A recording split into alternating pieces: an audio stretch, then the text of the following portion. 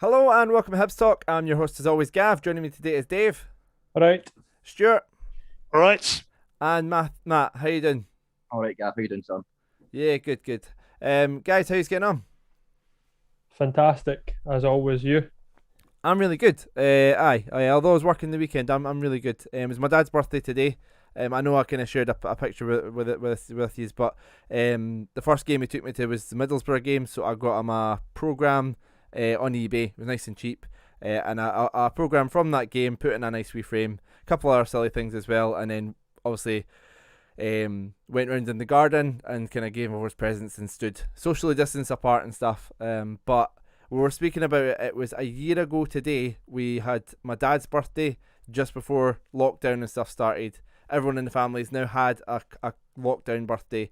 Just scary that that's kind of been a year of this almost. But Really yeah, is.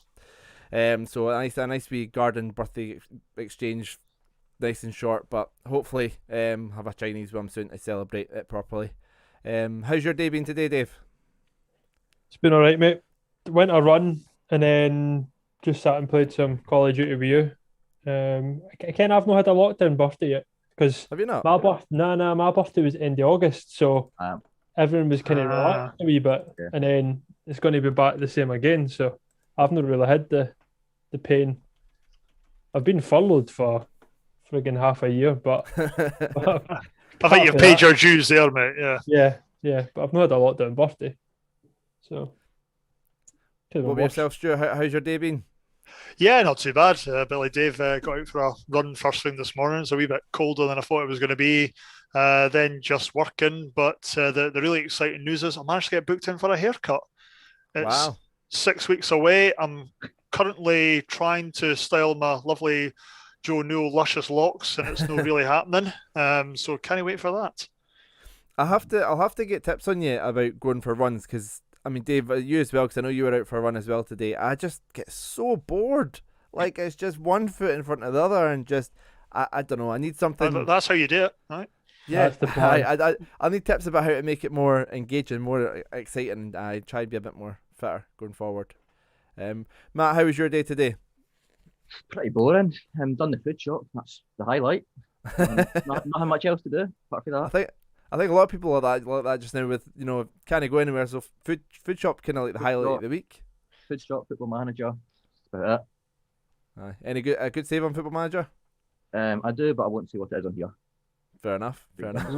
What was your favourite thing you got for the shops? I'm more interested in the food. Um, kind of like the wee Lindt chocolate eggs you get at Easter time. Yeah. Them, the quality. That's a cracking start. Lindt chocolate, top That. tier. Bottle of lemonade, but that's about it. Was it Schweppes or No, it was just bars. bars? Oh, bars. There you go. Bars It are was alright. I just like one it. from Jan, so. No, just the Marlins, is it? But no, I pretty boring day overall. Yeah, I like a lot like that just now, but hopefully this is the sort of beginning of the end. Like say Stuart saying about the haircut booked in for 6 weeks. That's hopefully in 6 weeks' time we've got no disrespect to your haircut, Stuart, but more exciting things to look forward to in a further 6 weeks after that. But I Yeah. beg to differ there, Gav. I'm quite bad too. I To do be have a headband honest. on. I know I'm really needing to get myself seen to as well. It's I can't wait till the hairdressers open up again. But yeah. Anyway, let's. So we're going to have a chat about obviously the Motherwell defeat today, and we're going to have a chat about some of the team selection things like that. And is it maybe just a hiccup? I was actually thinking about calling it this, but I remember we've done a podcast episode like this before. Is it just a hiccup, or is this kind of a concern going into the last 3 games? We'll have a brief chat about those 3 games as well, in general. But yeah. Dave, Gogic, we kind of spoke about him last week about, needing him for some games. Was this a game that you would like to have seen him in, especially considering Motherwell's midfield? Yes, in hindsight, definitely yes. So we just again surrendered quite a lot of the possession in that to Motherwell, and they kind of were having the better chances. They were the better team, and I think if Gogic was in there, he could have battled a bit more with Alan Campbell. probably rather have seen 3 of them in there, somebody protecting. Because we played with 2 the last time we played Motherwell at Easter Road. It was Gogic and Newell in the middle. It didn't work. So to go with who was it? Irvin and Newell. Irvin Newell, yeah. Didn't work either. So I would have rather have seen a third in there to try and combat, because they did, the midfield probably dominated the game. Matt, I mean, like, I know that midfield, obviously going back to the last home game which Dave kind of spoke about there, I know Turnbull played that game, and he's obviously at Celtic now, tearing it up there, one of their best performers this season. But even then, and I know Motherwell have maybe been not on the best run of form, but is it maybe just sort of taking them a bit lightly, not kind of getting an extra man in there, considering that's the way they play, or do we think, a different manager, so it might be different? Quite possible. I mean, Motherwell are down bottom of the table, so I don't really watch their games, but you would think Hibs would want to control this game at home. I don't know if you'd say there was a home advantage just now with no fans in, but you really got to look to control this sort of game, get the 3 points at home, then move on to your next game. But it's hard to say. I mean, I don't think Gogic would have made much of a difference, but he would have done something. I think it was quite an attacking midfield. We went for attack and it really didn't turn out well. Yeah, and like I say, the way the match started, I mean, a bit sort of back and forth to begin with. Cadden probably the first chance to mention, Stuart. I mean, I know Lewis Stevenson, who obviously wasn't playing because Doig had a slight injury, crossed the ball, kind of took 2 bounces and came to Cadden. He went for the spectacular in the top corner. Would have been some goal if it came off. But is that maybe like the benefit of this system, that, you know, Cadden does seem like getting into these attacking positions, which we spoke about last week. The fullbacks do offer an attacking threat as well as obviously defensive. Yeah, Cadden's taken to that role in the Hibs team like a duck to water. He will find his range. He will get his shooting boots on for it. I think when they did the replay off the shot, it was inches over the bar, as opposed to anything else. If that had hit the top of the net, we would have had a totally different result there from it. It just... I don't know. Going back to the earlier points with the lineup, I don't think any of us looked at that and immediately thought, "Oh, we're going to be struggling today." This midfield. Hindsight is 2020 with these things, so I'm almost going to defend Jack Ross on it. I'll be honest. Yeah, and I mean, it was good to see that getting that chance, and like say Lewis Stevenson, who, you know, his crossing can be a bit hit or miss, so it was actually a bit of a dangerous cross. On another day, could have came off, and like say, it would have been interesting to see how the game went from there. And then, you know, Motherwell with a ball over the top, and it was sort of McGregor. I believe McGregor just judges the flight of the ball. Watt gets in, has a lot more space than he realises. Dave, would you panicking here and thinking Motherwell were going to be going 1-0 up? Yeah, I think a couple of us watched, like we're on Discord together when we were all watching it, and we all that kind of gasped as he went through. Stuart in particular, oh my God, he was 2 seconds in front of me or something. So again, when you know it's coming, you're like, oh no, your kind of whole body just tenses up. But thankfully, I think he probably was just a wee bit too wide, and he kind of lashed at it because he needed to go with power anyway. So, But yeah. There's a big chance. Yeah, was that a bit of a warning sign, Matt, that, you know, things were kind of bad? Motherwell were kind of starting to find their feet and finding ways in behind? Yeah, definitely. I think it was really an eye-opener that I thought they're not just going to come in and sit in here. They're going to have a go at us, get in behind us. I think when McGregor makes that mistake, you're thinking, could something bad happen here? But then, as you say, Tony Watt doesn't connect at time, doesn't connect it well even. He has got more time than he realises, but just snatches at it. Yeah, that's what Matt said there, though. Like, that's a pattern that teams coming to Easter Road and been like, we could probably have a go at them here. Yeah. Seen Hamilton doing it. They hit the post before, obviously, they end up going down to 10 men. You've got Ross County coming, beating us convincingly. Levy beating us convincingly. It's like, with Easter Road's just a place where you can come. It'd be too soft. It'd be too predictable. Like, what's the pattern? Because definitely I think that teams aren't scared to come to Easter Road.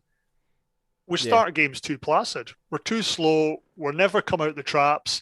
We don't have any drive from the midfield. Our midfield, sorry if I'm jumping ahead here, it was anonymous. It was posted absolutely missing for practically the whole 90 minutes on Saturday. And as Matt correctly said, Motherwell have got a great free, and their league position doesn't really represent what their midfield can actually do. But we should have seen it coming. Yeah, and like I say, that midfield was kind of missing when the ball kind of came to the centre circle a few minutes later, and Paul McGinn, goes rushing towards the ball, kind of presses down immediately. Hanlon notices that there's space left, kind of goes running across. All of a sudden, the defence is all over the place. We talk about Tony Watt kind of snatching at his chance. He didn't snatch at this ball. He kind of really great ball from match left. I hate giving credit to Tony Watt, but he's sort of the outside of his foot, sees the space, plays the ball through, and I think it's Jordan Roberts sort of ran onto it and beats Hanlon for pace, gets in it with McGregor and Marciano, and slips it under the keeper. Matt, what was going on with the defending for this goal? I mean, at the centre circle and then just leaving that space behind. Yeah, it's a lack of concentration, composure, and communication overall, really. When you're saying we scrap in the centre circle, that's what it is. It's just someone's got to step up, take responsibility, and just boot the ball out of play, even if that's worst option there. It's just someone's got to deal with it. Dave, your thoughts on it? On the defending? One, I don't think we needed to probably be defending that high up. Drop a couple of yards and then you're inviting Motherwell on a wee bit rather than leaving that space for Jordan Roberts to run in behind. It's not exactly as if Hanlon and McGregor are fast. Paul McGinn is pretty culpable on this. He dives in to win the ball, which, again, I don't know how many times we've seen that this season, where a defender thinks he can win the ball, which fair enough, but then doesn't. And then that kind of left us all sixes and sevens, and then the boy was just clean through. Hanlon, no chance catching him, but why did we leave as much space as we did?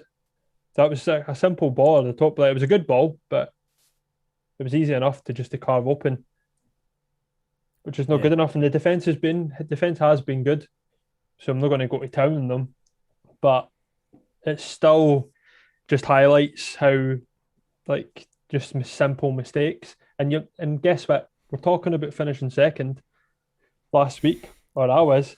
Then out the window, bye-bye. It'll never ever happen if that's how you defend. Did we go into the game too complacent? Probably. Thinking, it's only Motherwell. We've got through 4 tougher games, I would say, looking at league form. And we're starting to now gear ourselves up for, St Johnstone Saturday, the game against County, then the split. I'd have put Motherwell, not quite as a banker for 3 points, but looking at the way they've played this season, we just went into it far too soft. Yeah. Stuart, what was your thoughts on the fact that, I mean, I know to be 4 minutes later Nisbet did come on, but what was your thoughts on the fact that at half time there was no changes? When you're seeing the same team come out, did you think, okay, this is, maybe a bit of instructional change will fix things, or did you want to see a change sooner, or even maybe even before the half-time interval? I know I'm going to give Dave credit to this because he was the first one to say it on our group chat, so I'm stealing your point. I hope you don't mind, buddy. But we've given it was absolutely correct. We've given the guys 45 minutes to go out and do something. There was clearly something lacking in that first half. Why then leave them to get another 10, 15 minutes into the second half of it when it almost looked comical to concede that second goal and then make 3 immediate changes? We still do get 5 subs right now. So why not change it up at half-time, put 1 or 2 guys on? Because again, there was something drastically lacking in that first half. No urgency, no pace, nothing there. What was going to change that? Was there a halftime rollicking and Ross was convinced that the boys all knew their role again? But that plan went out the window in the first 90 seconds. Yeah, like I say, 90 seconds into the second half, Motherwell make it 2-0. We moan about Hibs not being able to take throw-ins. Motherwell could take a throw-in. And I just, Matt, okay, I'm a bit annoyed watching this back, watching it, kind of have to put notes together, because you watch as they take a throw-in and no one challenges them, and the ball bobs about and there's no one kind of getting in their face or that, and then the fact that the player, I've not got his name written down there, kind of just walks through the defence and then slips it to Devante Cole. what was more frustrating, Matt? The lack of challenging, or from in terms of the throwing and things like that, or just the fact that he was able to just walk through the defence? Both really. It's basic stuff. I mean, basic defending. I think it's Hanlon just turns his back on the lad running through and just, as you say, just slips it through. But coming back to the throwing as well, it's basic defending from a throw in. As you say, we always moan about Hibs not being able to take a throw. Also looks like we now can't defend a throw either. It's just basic stuff. The full game, we got the basics wrong. The full game. Yeah, Dave. I mean, great finish for Devante Cole, but he had way too much space. Yeah, I thought the exact same thing. It was nobody. There was no aggression in their defending. Far too nice, too soft. Exactly what we were saying. The ball did get a wee bit of a lucky bounce in there, I think, off somebody, but it just wasn't good enough. But then going back to what Stuart was just saying about the whole half-time stuff, that was just comical. Like, you've 45 minutes, like, should be more than enough for a chance. You should have your boys on the bench be absolute bursting a gut to get on and want to get on, and that should be the exact same for the folk that are playing the first half. They should be like, shit, I might get subbed here at half time. No, I've got dinner, it's fine, I've got another 10, 15 minutes to get my finger out. Nah, if you've not been good enough, off you come. Like, we've got enough, like, midfield was anonymous. We've got enough midfielders that we could have completely changed it up. Why wait until it gets worse? Yeah, 49th minute, it's got it down here as or maybe the 50th minute, the three changes were made. Nisbet on for McGregor, it's got here Gogic on for Stevenson and Porteous on for Jamie Murphy. Obviously not sort of those ones directly, but they were three off and three on. Stuart, what was your kind of thoughts on the changes and how do you feel they can impact the game? Did they? For me, first half, Murphy, however much we've praised him in the last few weeks, starting to come on to the player that we thought we were getting. What did he do in that first half? Absolutely nothing. I think it was probably right to bring Porteous back and we just start bringing him back into the team. Nisbet, you wanted to see a lot more, again, this kind of busting a gut, wanting to go for it, aggression, and we just kind of never really got it. On paper, it was kind of there. We wanted to see it, but I was sitting there watching the game with Dave and Ali, and none of us were shouting. There was no anger coming from us. There was no frustration. It was just, here we go. And I didn't really see a way of us getting back into that game. No. And that was the disappointing thing. Like, It could have just been one of these, it's a bad day at the office, we've hit the bar, referees being in each out. What did the referee have to do on Saturday? There was no big calls to make or anything like that. He actually probably had a decent game. And I don't want to be one of these people that sits and blames the referee, because he genuinely had nothing to do. Yeah, we turned up, went through the motions, and then walked off the park. That was essentially it. Which is, like, the team gets praised, right? We were praising them last week, or we might finish second. Jack Ross going for record points tally, but after performances like that, they need to all put their hands up and be like, "That's not good enough." Then, if any ambition at all in their playing careers or that, they need to, if they want to achieve anything, then that type of performance just can't happen, and we see it far too often. Especially when you're a Hibs fan, see something's gone well, they're just going to disappoint you. Simple as that. Shite. Yeah, and then, like I say, I mean, to be fair, Hibs did have a few chances in the second half. Probably the better of the chances. I think Motherwell actually only recorded 2 shots on target in the entire 90 minutes. So maybe as a sort of positive, that's the defence kind of doing their job there. But Motherwell, in saying that, Motherwell didn't need to score another one because they were 2-0 up. We can also put the positive spin on. We had practically double the amount of passes that Motherwell did, but none of our passes went anywhere. We didn't do anything with them. 83% pass success. Yeah. Sorry, Matt, didn't catch that. And 83% pass success for Hibs compared to Motherwell's 47%. I'd quite believe that quite a lot of them were probably between Stevenson to Hanlon to Stevenson. Like we see back to Rocky every time they play together. So, oh well. It's good to pass the ball to your mate, though. To be fair. Matt, what was your thoughts on Hibs kind of the way they were kind of playing the second half? Obviously Motherwell sitting quite deep trying to see out the game. What was your kind of thoughts on Hibs' approach to the second half? I mean, we did come out a bit more attacking, but even when we got the chances, I mean, I'm sure we'll touch on, I think, Deutsch had maybe 2 chances. One he just blasted straight at the keeper. He should have done better. Mm. But as I say, we did come out more attacking, but to no avail, really. So Motherwell just defended brilliantly. You got to give Motherwell credit for the whole of Saturday. Can't take anything away from them. But tell you one thing I wouldn't have changed, and this might sound crazy, Gokic, we're bringing a guy to help protect the defence when we're 2-0 down. Yeah. We're actually dropping further back I'm when glad someone said that. we should have been going forward. And bringing on Porteous. Porteous as well, yeah. Yeah.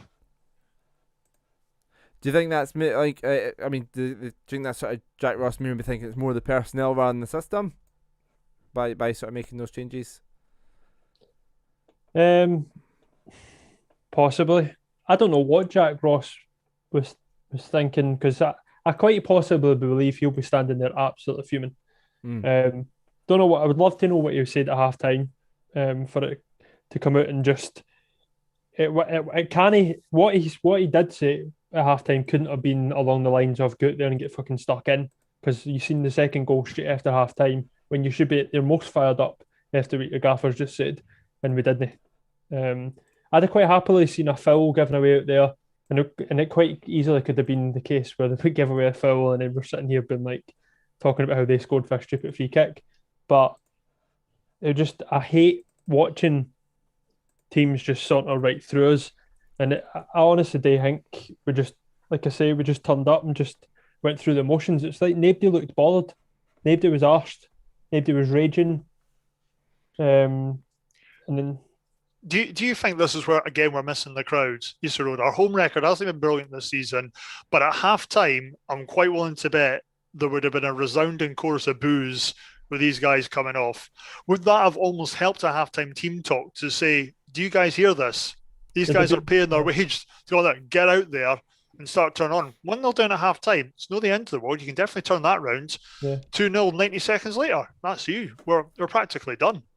We done the same against St Johnstone in the cup semi-final. Like, we lost a goal straight after half time, and was it. Then we just looked defeated. And Matty's saying like we maybe looked a bit more attacking in that, but to absolutely nothing really. And when you've got Doige up top now in the form that he's in, then we're not dangerous. He works hard in that. Don't doubt that, and I like him for that. But we need better. God, he had that shot in the first half. Was it a shot or was it a pass across the box? God knows what it was. So he just completely miskicked it. Yeah, well, I had a few it's miskicks. Never mind the one I'm kind of referring to. He dummied it, Stuart. It was a dummy. Aye. Well, I mean, let's have a chat about Deutsch then, because I mean, this is sort of one of the things I've sort of brought up. We're still obviously chatting about the Motherwell game here, but we've kind of got a wee graphic here for this for Deutsch and obviously Kevin Nisbet, who did come on, to be fair, for the second half, which kind of maybe will play into this conversation. But we'll talk about his chances first in the game. First one, it was another tremendous ball for Jackson Irvine, to be fair. A lovely sort of reverse pass through, and Deutsch, runs onto it. And straight at the keeper, Dave. This is one that maybe not the worst of the two that we're going to talk about, but in terms of this one, do you feel he should have done better? Yeah, but that's just a poor finish. He just kind of lashes at it, and it was a good ball for Jackson Irvine, I think it was, wasn't it? But I think if that was Nisbet and his pomp, then that would probably have been a great chance, or Boyle. As soon as you see Doige getting slipped through like that, it's not the type of goals he's been accustomed to scoring, to be fair. They normally go in off his arse or something like that.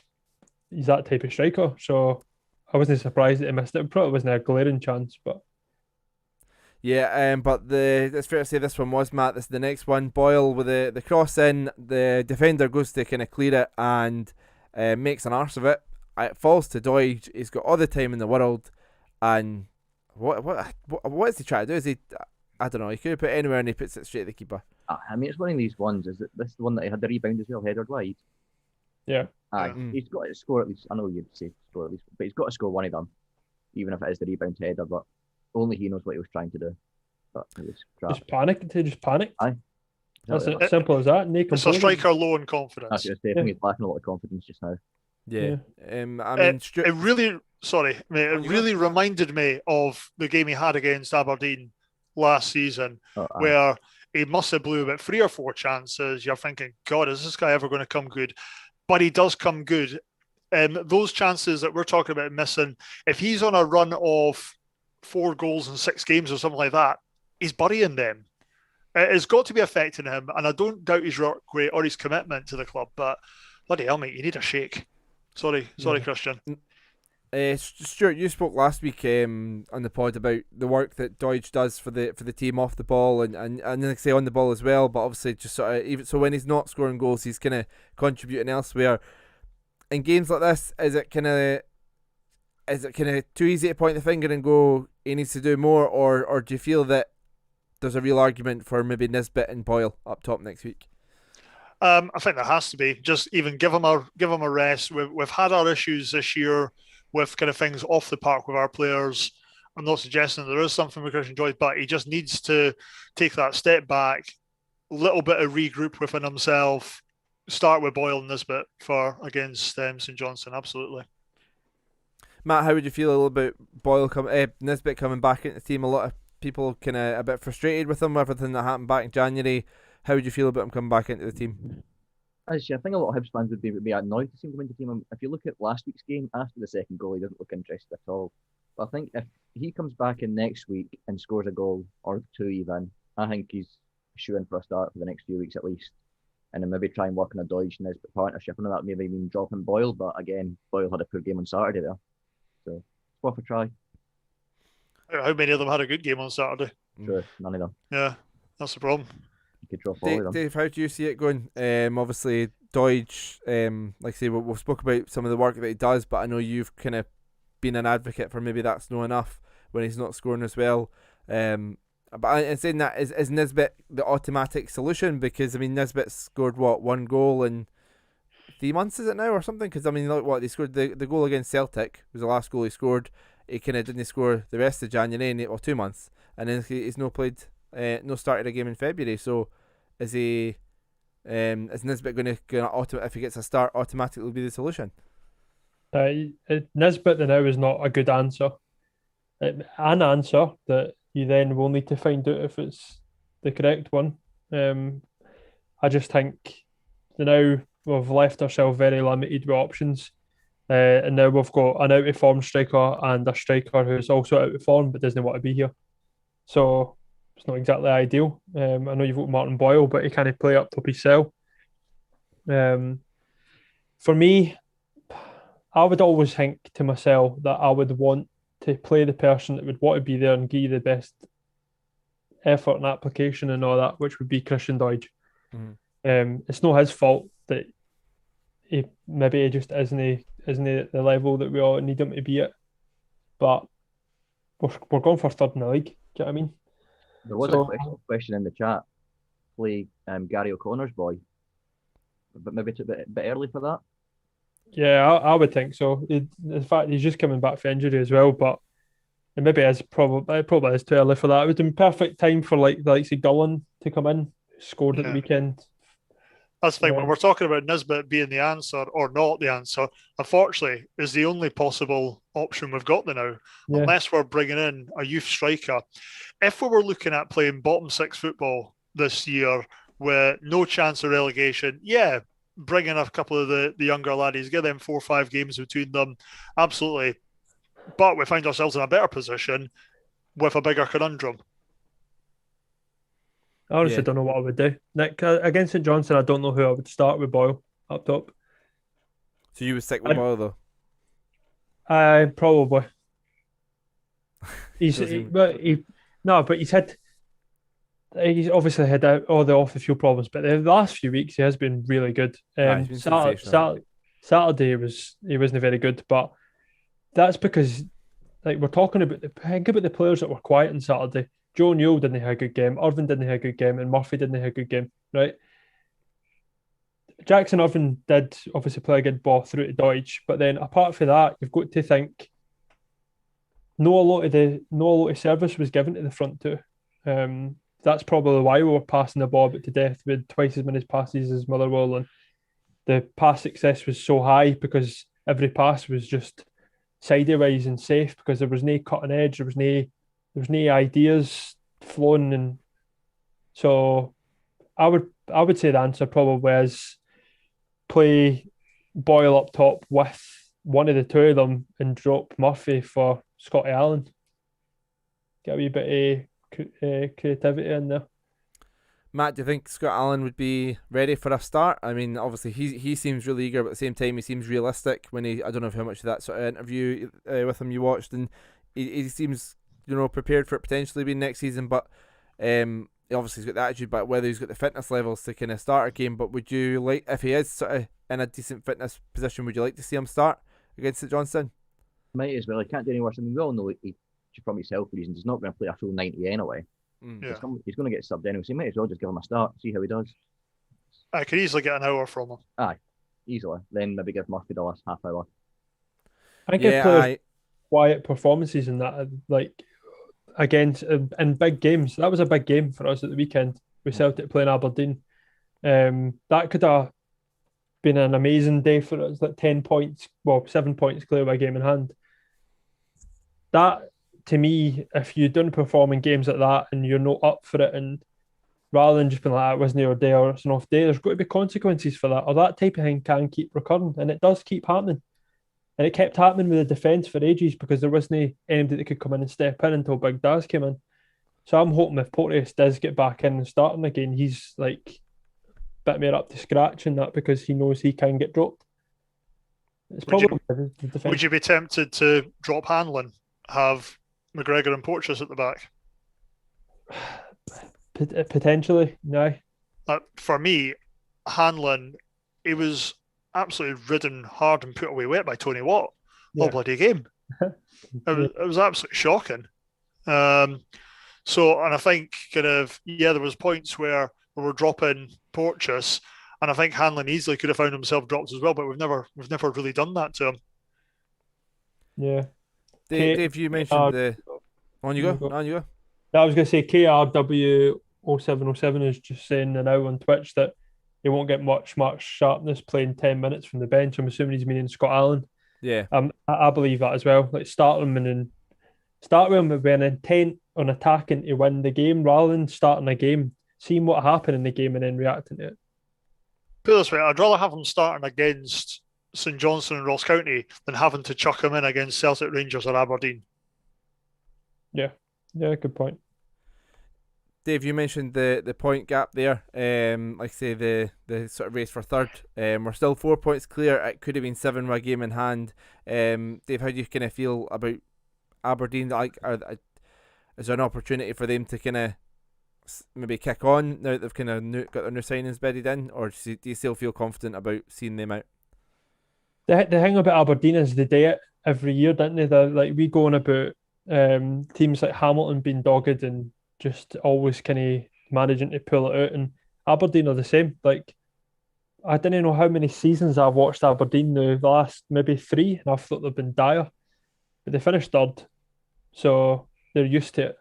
Whereas, like, I don't think we've been very good at all, particularly this season. For me, the football's boring, but we're still got performances in us where we're just dropping silly points. And when was the last time we finished third? 2004. 2004. So we don't know how to do it. And as we've seen, we've got a meme and everything as a club. We Hibs it. So Aberdeen will very much fancy their chances, but we need to see it out. We need to get rid of all that because that's the only thing that can do it. Matty, how you feeling in terms of, like, say, the kind of race for third? Honestly, I don't know. I mean, realistically, we should be looking for third. Aberdeen this season have just been crap. Themselves as a club, their manager is under so much pressure just now. They brought in quite a few players in January, and by the looks of it, they've lost one of their strikers they brought in January who's already went back to their parent club from being injured. So we really should be looking at sealing that third place, getting whatever European competition it puts us into, and nailing that and just taking it and build on for next season. Stuart, your thoughts? I'm shooting myself in the foot here, but I'm still confident for third. I am. I did enjoy the chat last week around finishing second, but realistically, I think third is achievable. I'm honestly putting Saturday down to a bad day at the office. I think Jack Ross will have been a lot calmer than what we were on Saturday, and will be explaining to the boys this week of what is actually expected of them. He's got great man management. He seems to be a good combination of what we had with Lennon and what we had with Stubbs for it as well. So no, I'm confident we can still get third. We've got. I can see there's a comment here in regards to Jack Ross. Sorry, I'll just find it here. It's gone farther away. Everyone trying to get rid of who would you want to get? Say that again. Everyone trying to get rid of Jack Ross. Who would you want to get or want in? Oh, That one. Yeah, Well, I mean, when like I say, there has been a lot of chat again, Dave. It's like I say, we spoke about this a few weeks ago, Dave. But it's like there does seem to be a bit of clamouring for Jack Ross to potentially go if the results don't come, because the performances are sort of a bit boring. Yeah, and I don't agree. I don't agree with it, because that cliche results. It's a results business and that, but like we've seen, it's like the game against Hamilton. I don't think we were very good, but we won, so it was fine to get away with it. Whereas if you're playing the type of football we're playing on Saturday and you don't win, then there's no positives to take for the game. Like Yeah. you can't even come out and be like, "Oh, but we played well," or "We done this," or "We didn't do anything." So it really is quite a risky game to play as a manager, because you're just going to have folk on your back. it really is a pendulum of emotions being a Hibs fan. Yeah. Like you win a game, all of a sudden, oh, fantastic, Jack Ross is brilliant. Oh, brilliant to have Boyle fire on all cylinders. You lose a game, then everybody's heads on the chopping block once again. We've come off 4 on the bounce, bad day at the office. Mm. I'm still willing to see that Jack Ross, give him a full actual season, none of this break for COVID or uncertain transfer market, things like that. When everyone's back on an even kind of keel and letting him kind of bed in what he's wanting to achieve. He's admitted himself that the football's not what he wants to see, but I think he's still kind of trying to put his stamp on this team and get the most out of it. Yeah, and I mean, it is that sort of thing. Is it kind of hiccup, or is it kind of a more of a kind of issue for the race for third? And looking at the next 3 games, which are kind of coming up until the split, we've got St Johnstone, Ross County and Livingston. So, I mean, at face value, when you first see them, Matt, you think, right, okay, this is a real opportunity for 9 points. But looking at the last round of fixtures, we lost to Livingston at home, we lost to Ross County at home, and we lost to St John's. We got a draw with St Johnstone, so 1 point out of the 9. So should we maybe not be counting our chickens yet? I think exactly that. As long as when we go to Livingston, they play Bartley out wide left, I think we'll be fine. But I mean, I think Livingston, this team they've got just now to a month ago, they're completely different. They've had a sort of mentality change. Don't know what's going wrong with them. St Johnstone are one of these teams we just never play well against. And who's the other one? Ross County, was it? Yeah, Ross County, the game that was cancelled in the middle Ross of County them. away. Looking on paper again, it's one we should be winning, but we all know it's a difficult place to go. They just bet Celtic up there, so who really knows what could come from it? A really unpredictable team. Yeah, Stuart, a bit quite an unpredictable 3 games, but a big 3 games going into the split, isn't it? Yeah, massive 3 games. I think we're almost reading too much into Ross County beating Celtic or Aberdeen just losing to Celtic. That Celtic team right now is terrible. I was expecting a bit more of a bounce back from them. We're losing Lennon in the week, but I don't think John Kennedy's inspiring much for the Celtic fans or the team there at all. We are better than these teams. We just need to make sure that we're going professionally about it. See, John Kennedy done an article thing saying that he turned in the Hibs job. I did not know that. He got offered it before Jack Ross. I didn't know he got offered it, but I know he was in the running for it, and then he kind of the story that kind of came out from Hibs was he withdrew his thing before he could buy. But I don't know if he was offered it or if he took himself out the race. Yeah, I So- believe it was kind of like he was shortlisted. That Mm. name kind of leaked out. Wasn't a bad one on paper, to be fair. And then he kind of ruled himself out long before. Like, we never made any official approach to the job or anything like that. So I think he's maybe just trying to big himself up a wee bit there. He knew what Lennon was like. He knew what he was getting before the end of the season. He knew if he was patient, he'd get that job. Aye. Anyway, we're not going to chat about Celtic, but yeah, a big 3 games. Dave, how you kind of feeling about the 3 games? Are you kind of confident that we're going for a bit of revenge, and obviously St Johnstone a bit of a cup hangover, hopefully? Yeah, but you should be confident against those 3 teams, but it's kind of like you say that Ross County fighting, St Johnstone confident after maybe a cup win, might have a cup hangover. You just didn't ken. All I do know is that because it's 3 lesser teams, they'll probably want it quite badly because they're kind of bottom half of the table and that, aren't they? So Yeah. we can't just turn up and think that it's ours. Yeah, I mean, like I say, St Johnstone, who've just won the League Cup, Ross County, who've just beat Celtic, and Livingston, who went 11 games unbeaten only a few weeks ago. So, we can't be expecting, just look at that and go, 9 points. But at the same time, maybe we should be a bit because we're Hibs, but about getting that balance, I guess. So we'll look forward more into those games in the coming weeks. So we are going to do room 1902 to kind of finish up. I'm going to go through your guys' questions, some of them kind of on the game and stuff as well, before we finish up. We've got Whiter57 asking, what is it with Hibs players signing new contracts then play pish? Newell would have been as well sitting on the bench on Saturday for me. Stuart, your thoughts on Newell's performance? Yeah, back to the Newell that we signed. I'm delighted. If we wait another kind of 18 months, we'll get the guy that we actually wanted. I think there was just far too many passengers on Saturday. I don't think he's taken the foot off the gas at all. Newell's, for me, he's bought into what the club's about, things like that, and definitely has probably been one of our players of the season this year. So not going to be too critical of him, I'm afraid. Yeah, a bit of a strange one. Obviously, tremendous player. Still think he's a real contender for Player of the Year. So we'll see what happens there. But I'm sure it's just a bit of a hiccup, like we say. Marco 187538 noticed if Ross's plan A doesn't work, he's really slow to change it. Doesn't bring on subs until we have already been punished, which is then too late. He mentioned we did well to keep possession in the last 20, but that only happened because they were sitting on a 2-0 lead. Clueless at times. Matt, your kind of thoughts on that, and then kind of Jack Ross's changing things in games? Is he sometimes too late? Kind of that. I mean, as well, you see, he doesn't really change formation a lot either. He always tries to stick with the 3-5-2, 3-4-1-2, whatever it is. He doesn't really seem to maybe drop back to a back four, which go 4-4-2, but just brings on players to try and change the way we're going to play, which doesn't work all the time, as we saw on Saturday. Yeah, I mean, we've seen him do it at the start of the season, like when we were winning games, things like that, and running in front and try to see out games. But Davey seems to be not as impactful if we're behind and trying to change it. Nah, and this we've seen it against St Johnstone in the semi-final, and then we've seen it against Motherwell there.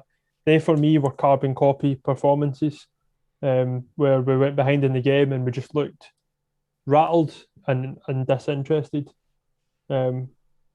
which is concerning.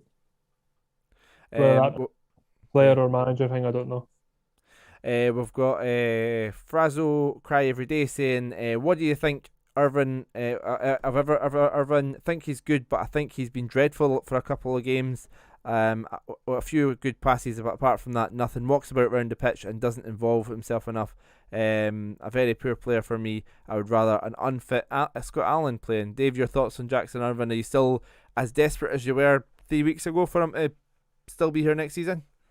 And this comes back to what Stuart was saying. Football fans are very fickle, and the guy's right. His performance on Saturday wasn't good enough. There was loads of passengers, but I think what Jackson Irvin has shown that he can bring. I don't know, maybe so many games is maybe catching up to him because of the fact that he's not played in such a big spell of time. We spoke about that on Saturday when we were sitting watching Discord. That's a possibility, but I think he's shown that he is good enough. And I think if you stick a couple of half decent players in there with him, then you never know. We've got Reese Young, 1875 here saying we are far too soft. Losing Marvin Bartley was a really big loss. The only problem I would have with that, Reese, is we don't play a left winger, so Marvin Bartley wouldn't get in the team. So we've got another one here. It's easy to outmanage Jack Ross. He was outmanaged, pure and simple.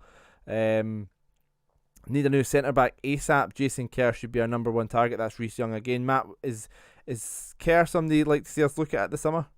100%. I don't know how many, probably past 3-4 transfer windows we've probably said that he should be our number one centre back. How many years now? I know we had Ambrose that one season, but have we just seen our centre backs being Porteous, McGregor, Hanlon? What we've had to go from? Just there's not a lot different really. So I think centre back is somewhere in the summer, one, possibly two, but definitely one's needing to come in. Yeah, next year's got to be a building year for getting a new centre-back pairing for the future. We can count ourselves bloody lucky that McGregor's been able to come back in and cement kind of what we know McGregor can do, but he's not the player he was 5 years ago. We can't expect him to keep making those performances and just say, oh yeah, Hanlon McGregor will do for another season. They just won't, I'm afraid. Yeah, I think we need, at the very least, we need competition in there, because like we were talking about when we were playing the two, the fact that we were kind of saying McGregor's the only competition, and McGregor's came in and done fantastic and kept Porteous out of the team, which is great to see, but I think we definitely do need another option there. Hopefully next season, a bit more competition. We had one here. I don't understand the Jack Ross's fault. We're a work in progress. I think he'll change a few things this summer. Next season is when we'll start making judgments. Similar to what you were saying, Stuart. Kind of sounds like he's in agreement with you in terms of we'll see the best of Jack Ross's team next season. Yeah, I think we will. Obviously, a very intelligent poster there, so thanks for agreeing with me. No, we do just need to kind of give these things a little bit of time. Again, Hibs fans are a bit fickle. We are probably the first ones to kind of immediately want to be pulling the trigger on a system, a player, a manager, and quite often we'll find ourselves in a more dire position for it every time. And at the end of the day, God, we're looking at third in the league right now. That's not exactly something to be sniffed at. If we were sitting here 8th, 9th, then yeah, be saying, right, something's not working with Ross. What should we start looking at? Yeah, aye. Right. I think, at the end of the day, it's a bad result, Dave. But I mean, I think if you're Hibs, you're going to have results, unfortunately, like this throughout a season, aren't you? Which is not great. Yeah. But as long as it's just this one result and doesn't become a trend. Yeah, it is a trend though. It's been a trend for 15, 16 years. I guess, yeah. A few more comments here. So, somebody saying, out of everybody fit, the starting 11, obviously hindsight's a good thing, but who would you have changed? That's White or 57. Matt, would any sort of changes you would have made for the team on Saturday? To be honest, not really. Of course, Doig was out injured, so the left-hand side couldn't have really been much different. So, to be honest, not maybe I brought Gogic in, but then again, you're thinking you want to attack against Motherwell at home, so then you've got your positive there, but then it's hard to say. Yeah. Bring Gogic in, shove Irvin up behind the two strikers and drop Murphy, probably was what I would do if I was to go back and play that game again. Yeah, I mean, obviously a different manager, but I mean, I'll remember that Motherwell game earlier on in the season. I think we did get overrun in the midfield, and okay, Turnbull's not there, but and a different management, but still, I think still a similar midfield. So I think getting an extra man in there would have maybe been a good idea, but easy to say with hindsight now the kind of game's over. And a few sort of comments there, kind of talking about we should have signed Lee Griffiths apparently and sold Nisbet. A few people saying things like that, but yeah. So thank you everybody for your questions and sort of talking points. I appreciate that.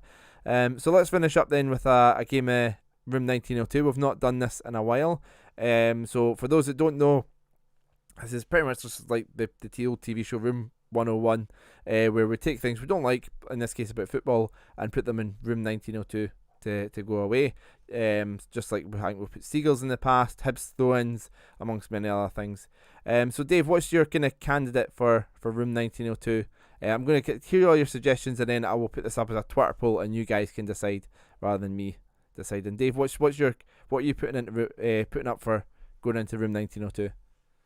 Well, I can't remember if this has already been in it or not. So there you go. There's problem number one. But we'll look over that and we'll just go right for it. I'm going to put in the English Premier League because it's overhyped, it's boring, and see when you sit and watch Sky, they love to tell you how good it is. And I was sitting watching and you're hearing Gary Neville, who I actually really like, talking, and he's like, "Oh, this has been a great game," or "This has been this and that," and I'm like, "No, it's no. It's been absolutely murder. It's There's too much pressure in English football now. They're fit to lose. There's too much on the line." And then you seen Luke Shaw get interviewed after the game, and he's like, Bizarre interview. both teams were too safe. That's what he said. And I'm like, the rest of his interview was really bizarre, but he did say both teams were too safe, and but that's it's not what people want to see. It's meant to be entertaining, the amount of money that's pumped into it and the way that's bigged up and all that, and it's absolutely drivel. I'd rather watch Scottish football over that any day. That's my candidate. Matt, did you watch the Man United Chelsea game at all yesterday? Probably about the last 20 minutes, but from what I saw of it, it was quite boring. I think one chance that I maybe saw was like McTominay just charged forward and just couldn't find a pass on the edge of the box. So, yeah. There was a bit of that. I try not to watch it. There was a bit of that getting towards the edge of the box and just sort of passing it wide and passing it about and just do nothing, because Chelsea are a hard team to break down it. But I understand what Dave's saying. There's a lot of teams like that. I looked at the games yesterday and I thought, you know what? I've heard a lot of people saying about Fulham kind of turning things around and playing some nice stuff.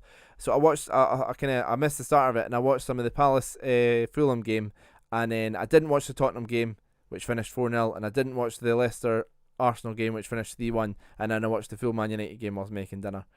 Stuart, fair to say I chose poorly yesterday for watching games of football in the English Premier League. I was as guilty as you. I've got to be honest. I didn't bother with the Arsenal game, despite a good mate of mine being an Arsenal fan. And yeah, I sat and watched the full Chelsea Man U. So now we're as bright as each other. I'm gonna support Dave's point here. Big thing for me with the English Premier League, there's just so many teams in the top flight that I just do not care about whatsoever. Sheffield, West Brom, Fulham, Brighton, Burnley, Southampton, Palace, Wolves. These are just guys that's like, yeah, okay, we'll see you for a couple of seasons, then you'll bugger off again. We might not see you for another 5-6. That's kind of it. And it's the attitude of the fans. Somebody does well in Bundesliga, someone does well in the French league, someone does well in Serie A. Oh, Farmers League. That's all they can say. Every bloody time it's Farmers League. And you're like, no, there's plenty of black and donkey clubs in your system. Didn't you get me wrong? Yeah, definitely. So I good candidate, Dave.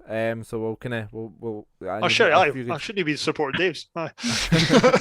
Matt, what are you hoping to put into room 1902 today? Mine's just something that sort of hit the news the past couple of days regarding the lore of Scottish football. It's Rangers and Celtic's reserve teams coming into League Two. Has that come back up in conversation again? Come back up into conversation. Rangers and Celtic have offered £3 million to get the reserve teams in. Into where? The second division? But into League Two, yeah. What gives them that right over Kelty Hearts? Exactly. For me, I just don't see the point in it. If Rangers and Celtic want their under 20s reserves playing in there, just send them out on loan, help these other clubs out, help them progress up the league. For me, someone who works for a League Two club, I'd rather see just players on loan. I don't want to see Celtic and Rangers as reserve teams down in League Two. So for me, that's what I'm putting forward. When Celtic and Rangers suggest something, it is there to purely benefit Celtic and Rangers. Yeah. Let's not kid ourselves. That is always going to be the core, like of any business, to be fair. But they tried to tack this on to the reconstruction of the league and things like that. It sunk like a stone. Hopefully it'll do it again. But it's just a total arrogance and ignorance of the old firm for me, that. Yeah, Dave, you don't need another reason to hate the old firm, but things like this plays its part, doesn't it? Imagine there been fucking two Rangers. Can't even get anything worse. Like, it was good when there wasn't the one anymore than they reincarnated and came back. But I'd much rather that didn't happen. I don't like it. Not a big fan of cult teams, B teams, whatever you want to call them. Another point of reason I don't see it, I'm sure when like it first came out a year or so ago, one of the rules was that they can't get promoted up to the league. So what was Yeah. the future point of them coming in anyway? Yeah. I'm sure you've got that the German system as well, don't you? Yeah, I think it's in Spain. Bayern Munich have got teams lower down, but how far do you let them go? They'll make the argument, oh, but if we're able to get them into the championship, that'll help progress it even more and things like that. And eventually they're just going to be battling for one.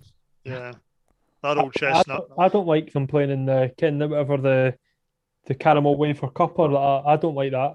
Like, I'm not a fan of that either. Like, it's no. I know Hibs put a team in that, but that's no for me. Like, they put a team out, and if you went along to the game, you got a free caramel wafer, and it was amazing. It was the highlight of the game because we got beat. Was it Elgin at home? Was that? Yeah, Elgin at home. I think Ollie Shaw scored, and it was 2-1. I think we got beat anyway. But yeah, another really good candidate. We don't need much more reasons to hate the old firms, but things like this definitely don't help. So Stuart, what are you putting up against the hype of the Premier League and Colts teams in League Two? What's your candidate to go up against those two? Yeah, you know, I'm going to keep this one a bit closer to home, and I've got strong competition here, but I am putting it up against, if you're a team needing points, come to Easter Road. I'm sick, fed up. They're a team with crap form, bottom of the league, anything like that. Everybody here, if you were looking at your form at the bookies, if you're not a Hibs fan or anything like that, you'd be saying, oh, Hibs are in third, Ross County are in 12th. Aye, absolutely. That's my banker tonight. That's one I can count on. Absolutely not. It's Hibs. So that's what I'm putting in Room 101. The fact that anything to kind of, I don't know, put away any confidence you have in this football team every time it's Hibs. Home team slip-ups against games we should be winning, yeah. David, you sort of mentioned sort of earlier on, 16 years it's been happening. It is a trend. You sort of feel this has been happening too often? Yeah, and then I seen in the chat the Water57 saying try the last 50 years. So he's kind of got a point. I was just referring back to us being third, but it does, and that's why we've got the phrase "oh, you Hibsed it," but it's Hibs, innit?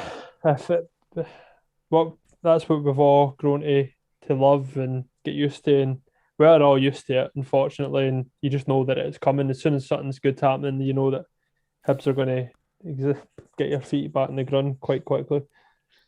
Yeah, it's character building. Yeah, I remember. I'm sure we spoke about this game a few weeks ago when we beat Rangers at Ibrox 3-2, and then lost to Hamilton the game after. 4 wins in a row, and then obviously we lost on Saturday to a Motherwell team out of form. I'm sure. Remember after the League Cup win in 2007, I'm sure we had a slip up after that. Somebody can correct me if I'm wrong with that. But it's something we seem to do. Aye, something we seem to do far too often. Yeah, it's just sort of typical thing. Hibs fans have just got this overconfidence. We expect to beat teams we really should do, and then everything just goes tits up.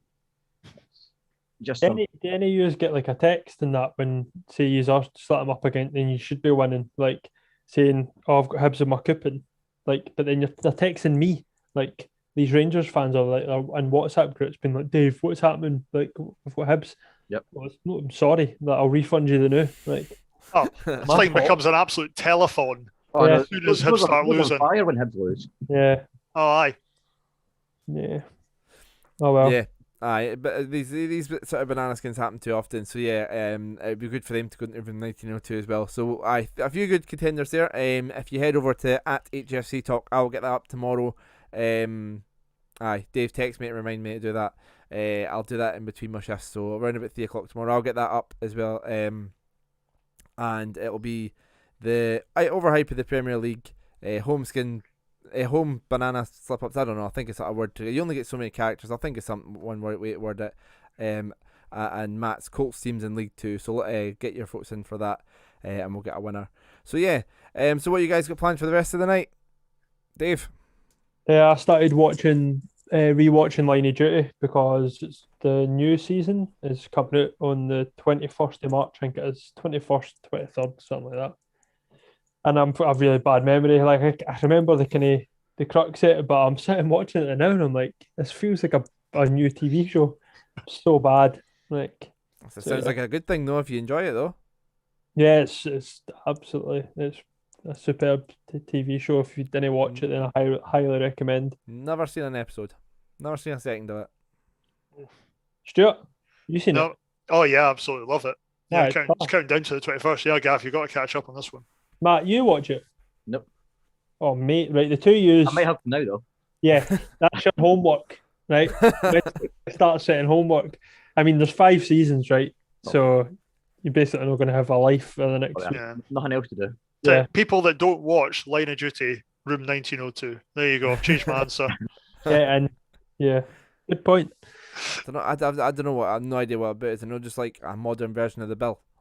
Like Martin Clumston is in that or something. Oh, And you've not just got like Reg and like in time walking. It's oh, Gav, I like the Bill, right? But that's a disrespect. That Right, Matt, what's your plans for tonight? I'm going to watch Line of Duty. right. I don't know about you lot, but yeah, I'm going to go and watch that. Aye. No, probably nothing. Flick through Netflix and find something to watch. Yeah. Stuart, any big plans? Probably try and rescue my wife from giving Ancestry.com support to her mother. I can hear it getting a bit stressful through there. But no, hopefully watching Unforgiven. Again, kind of a police ITV drama. I think it's on at 9 o'clock tonight. It's quite a good one. Brilliant. Yeah, I've got dinner tonight, and then I'm just going to find something to watch, and obviously editing the podcast as well and getting that up before a couple of long days at work tomorrow and Wednesday. So so yeah, enjoying my evening tonight. But yeah, and just a quick shout out as well, because before we kind of finish up, one of our mates in the group chat, Liam, he had a wee boy about 5:30, became a dad again. So congrats to him. I know he listens all the time. So congrats, Liam. And congrats, Liam. Everyone involved. But yeah. So yeah, well, like I say, we'll wrap it up there. Remember to follow us wherever you get your podcasts, subscribe wherever you get podcasts, at HFC Talk on all the socials. Yeah, thank you very much for joining us live. If not, thank you for listening on the podcast, and we'll be back next week. Cheers.